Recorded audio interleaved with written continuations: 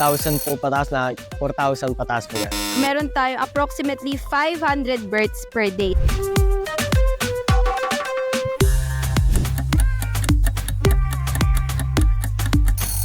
Yung iba po sa itong grade 10 po. Grade school or elementary as of 2022.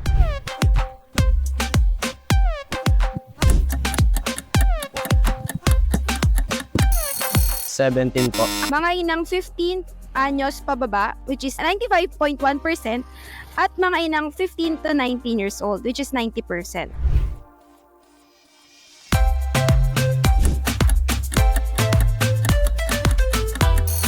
Ano po yung maagang pagbubuntis? Kakulangan ng access sa prenatal care.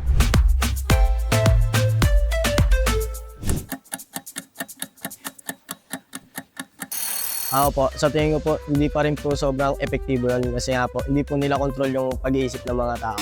Ang tamang sagot ay 100% kung susundan ito.